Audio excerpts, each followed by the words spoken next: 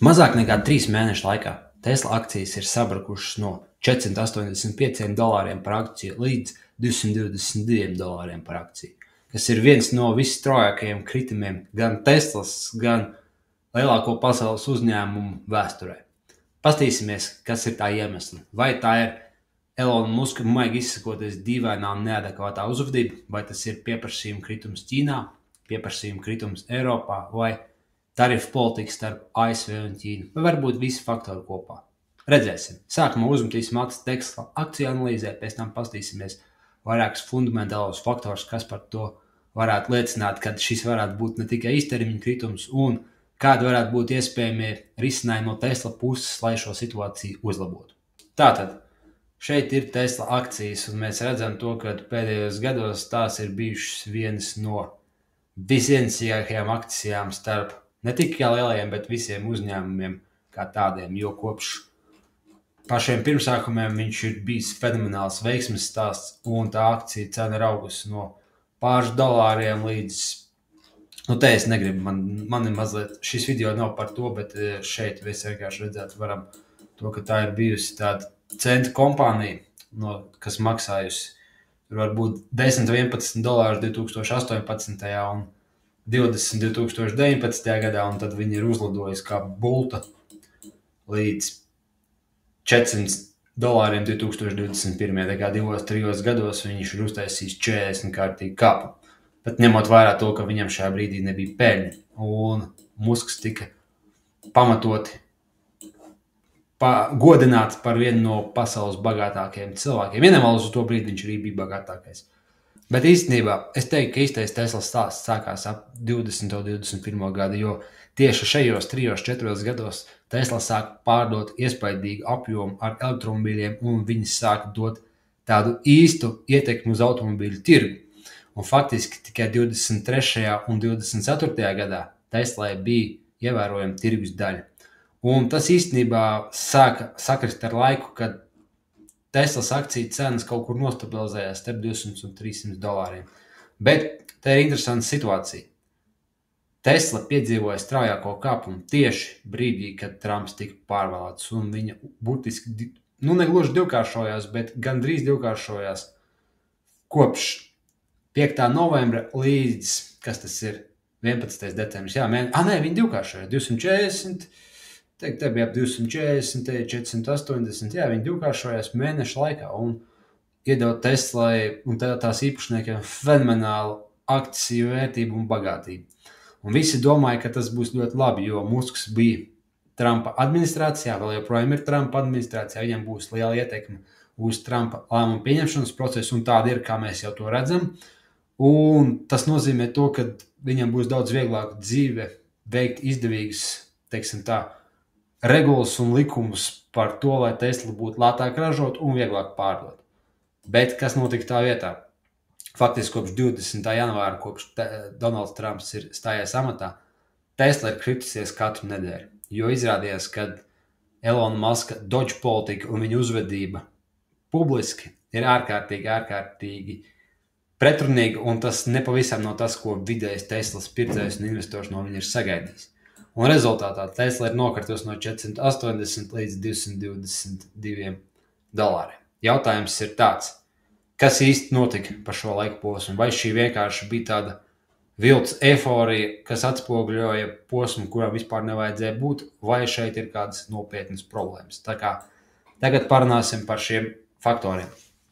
Tātad, kritums no 480 līdz 220. Kas tad šajā laikā notika? Protams, pirmkārt un galvenokārt tā ir Teslas īpašnieku un vadītāja dīvainā uzvedība. Sākot ar to, ka viņš skraidīja ar motorzāģi pa sarunu šoviem un ziņām stāstot par to, kā viņš samazinās ASV budžeta deficītu un ASV valdības izmaksas, par ko man ir grūti spriest, jo es neesmu amerikānis un es tiešām tajā Dodge programmā neiedziļinos. Katrā ziņā viņš iespējams ir atstājis sliktu reputāciju uz vidēju Teslas pircēju, kurš ir pilsētnieks, kurš lielākoties līdz šim bija progresīvi domājošs un demokrāts. Un iespējams viņam šī politika ar tādu radikālu, pilnīgi tādu līdz šim nepieredzētu izmaksu griešanu un reformām galīgi nav paprātam. Un varbūt tas ir atsaucies gan uz to, tiem, kuri ir ieguldījuši Teslā dēļ pārliecības, ka viņi iegulda jaunā idejā un jaunā pasaulē, kas ir zaļā pasaule, kas ir bezizmešu pasaule, kas ir jaunās tehnoloģijas. Un arī mašīnās. Daudziem, kas nopirka šīs mašīnas, nevis bija tikai labas mašīnas, bet simbolu apliecinājums. Un tiem amerikāņiem iespējams Teslas stāsts ir beidzies. Un tie vidējie Trumpa atbalstītāji, a.k.a. MAGA, viņi brauc ar veciem pikapiem, nevis ar jaunām Teslām. Bet par Ameriku es nezinu, man grūti spriest. Tas ir tāds mans pieņēmums, kas ir stipri pāragrs. Ko gan es varu spriest diezgan droši, ir tas, ka mūsu popularitāte Eiropā ir sabrukusi un faktiski nomalnota līdz uz neatgriešanos, jo viņa aktīvā postu likšana viņa X kanālā par pilnīgākajām sazvērstībām un Kremļa narratīviem, plus viņa aktīvā tiešā atbalstīšana Vācijas galēji labajai prokrieviskajai partijai ir rezultējusies ar to, ka Tesla pirmajos 2 mēnešos ir nevis vienkārši kritusies, bet pilnībā sabrukusi. Un pārdošanas apjoma, man liekas, ir 70% sliktāk nekā bija pirms gada, kas nav izskaidrojams vienkārši ar kaut kādām tirgus konjunktūras izmaiņām, jo kopējais elektromobīļu tirgus Eiropā ir audzis. Respektīvi, tā ir ārkārtīgi slikta situācija, ka kopējais tirgus ir audzis un Tesla ir 70% kritis. Neviens elektromobīļu ražotājs negribētu šādā situācijā. Tas ir trešais lielākais Tesla tirgus. Lielākais Tesla tirgus ir Ķīna. Ja nemaldos, viņš ir lielāks nekā Amerika, vai katrā ziņā viņi ir ap 2 vienlīdz lieli. Šajā gadījumā arī kritums ir apmēram 40% salīdzinoši ar iepriekšējo gadu. Un, ja Eiropā es uzskatu, tas ir gan izveid drošs politisks faktors dēļ pašu mūsu personības, tad Ķīnā es pat teiktu, tā problēma varētu būt vēl sāpīgāka, jo šajā gadījumā Ķīnas lielākie elektromobīļu ražotāji ir izkonkurējuši Teslu, piedāvājot tehnoloģiski attīstītākas un lētākas mašīnas, kas ir daudz grūtāk, izlabojams fakts, jo politiskās lojalitātes var mainīties, ja vien tās nav pilnīgi izbojātas diezgan ātri, bet ja otrs tās konkurences sāk ražot daudz lētākas un tehnoloģiski attīstītākas mašīnas, tev ir ļoti jādomā par to, kā tu uzvedīsies un ko tu darīsi tieši kontekstā no savas ražošanas. Un, protams, tarifu politika tāda starp Ķīnu un Ameriku to neuzlabo, jo iespējams tur ir sagaidāms tas, ka Tesla nomināli kļūs dārgāka gan Ķīnā dēļ Ķīnas tarifiem, gan dēļ fakta, ka daudzas izēvielas priekš Teslas ir iepirktas no Āzijas tirgiem un, ja nemaldos, arī no Kanādas. Es tik precīzi to nepateikšu, bet jebkurā gadījumā šie jaunie tarifi arī negatīvi ietekmēs Teslas noiet Amerikas tirgu. Izņemot, pat neskatoties uz faktu to, kāda ir mūsu reputācija pašā Amerikā. Tā kā šeit ir 3 faktori, viennozīmīgi 3 faktori. Tas ir mūsu politiskais imidžs gan Amerikā, gan Eiropā, kas ir viennozīmīgi iegriezis viņam kā Teslas vadītājam, Tesla apjoms, otrkārt, tie ir Ķīnas konkurenti un treškārt tie ir tarifi. Viens iespējams arguments Teslas kritumam arī var būt tāds, ka viņa pats ejošākais modelis Tesla Model Y tieši tagad tiek samainīts pret jauno facelift modeli, un iespējams šis kritums tiks kompensēts nākošajos 2-3 mēnešos ar papildus pārdošanu no Tesla Model Y. To mēs redzēsim, un īstenībā es uzskatu, ka tas ir tāds faktiski vienīgais faktors, kā Tesla varētu kaut kā no šī visa izdzīvot, jo Tesla ir īpatnē ar to, ka Tesla ir ražotājs, kas faktiski savu apgrozījumu un savu peļņu nodrošina tikai no 1 vai 2 modeļiem. Tas ir Tesla Model 3 un Tesla Model Y. Un ja kāds no šiem modeļiem neiet, Tesla beidzās. Pasieties jebkur citu autoražotāju, vai tas ir Toyota, Volkswagen grupas, General Motors, jebkurš cits, kas ir ilgstoši biznesā. Viņiem ir dažādi klašu, dažādi segmentu modeļi, un faktiski viņiem nav tā, ka viens modelis ir pilnībā ietekmē visu pārējo automobīļu dzīvi. Viņi šos riskus ir diezgan spēcīgi sadalījuši, un, protams, viņi arī nav atkarīgi no sava valdes priekšsēdētāja un dibinātāja, bet tas cits stāsts.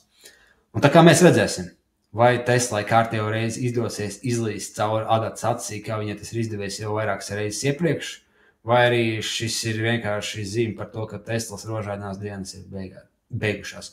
Redziet, šeit es neko neteikšu, tāpēc, ka es bieži vien skaties uz to Teslas iespaidīgo kāpumu, gan tas bija 21. gadā un pēc tam kritumu 22. gadā, un tāpat arī pagājušā gada sākuma kritumu, kad viņš arī bija kaut kur ļoti zem, līdz 143 nokrit. Un es tā domāju, kā Tesla var izvilkt, bet viņi izvilkt. Neskatoties uz to, ka tie fundamentāli rādītāji pamazām sabiezējas, viņiem kaut kā vienmēr izdodas izslīdēt. Un tāpēc es teicu, es pat Tesla vairāk neko neprognozēšu, jo tas nav iespējams. Viņiem kaut kāda vienmēr veiksme ir bijusi viņu pusē.